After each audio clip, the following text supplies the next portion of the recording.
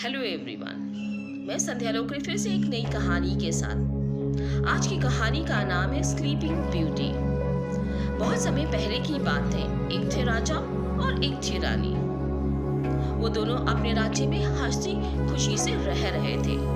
राज्य के सभी लोग उनसे काफी खुश थे। पर राजा रानी को एक दुख था।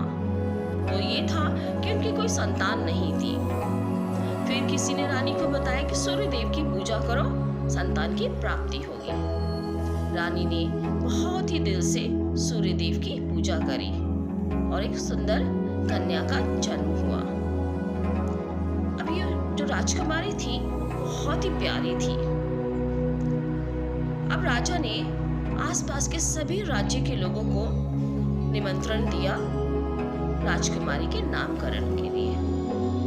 यहाँ तक कि सभी परियों को, देवी देवताओं को, सभी।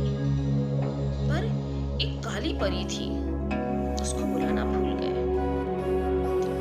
अब क्या हुआ कि सभी राजकुमारी के नामकरण में आए, खूब खुशियां मनाई, सभी ने खूब गिफ्ट्स दिए और वहां पे काली परी आ जाती है और वहां आती राजा को खूब अंट-शंट बोलती है और राजकुमारी को श्राप दे की जाती है कि जैसे ये 15 साल की होंगी उनको एक कील चुभेगी और वो हमेशा के लिए इस दुनिया को छोड़ के चली जाएंगी, मतलब मर जाएंगी।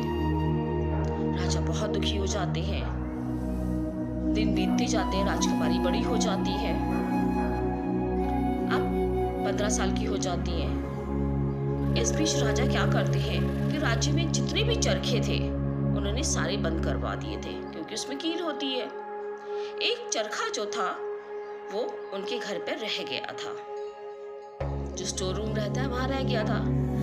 अब एक दिन की बात है, राजकुमारी घूमते घूमते उस स्टोर रूम में पहुंच जाती है। वो चरखे को देखती है और बिना देखे उस चरखे को छू लेती है और वो जो सुई होती है वो चुभ जाती है।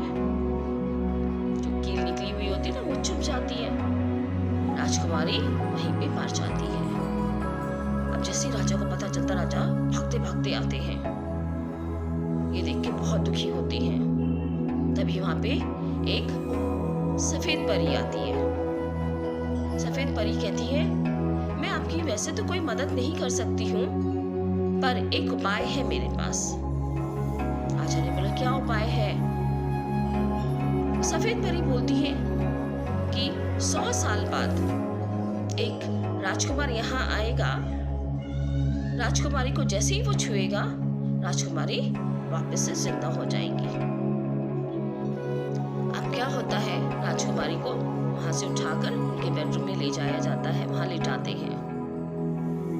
अब जैसे ही राजकुमारी को वहां लिटाते हैं कि जितने लोग वहां आए हुए होते हैं, राज्य के सभी लोग उस नींद में हो जाते हैं और सब सो जाते हैं।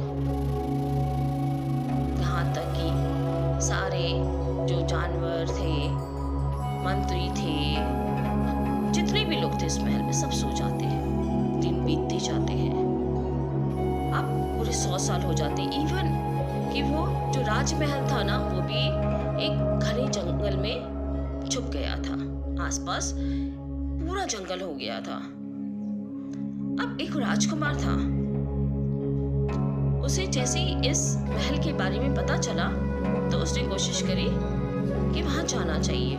काफी सारे युद्ध लड़ चुका था, जीत चुका था। सभी लोगों ने उसको मना किया कि नहीं, वहां मत जाओ, वहां जो भी जाता है वो वापस लौट कर नहीं आता है।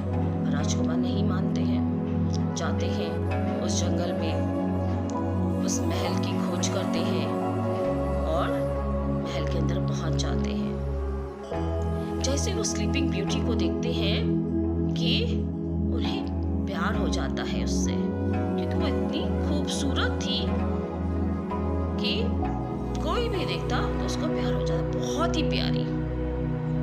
अब राजकुमार जैसे ही उसको छूते हैं कि वो जग जाती है और जितने लोग सोए हुए होते हैं 100 साल से, वो सब जग जाते हैं। ये देखकर राजा बहुत खुश होते हैं और राजकुमार की शादी जो होती है ना उसके साथ कर देते हैं। अब राजकुमार राजकुमारी दोनों हंसी खुशी से रहने लग जाते हैं। पता है हमें इस कहानी से क्या सीख मिलती है कि अच्छे कर्म करते रहना चाहिए, क्योंकि अच्छे कर्म का फल अच्छा ही होता है।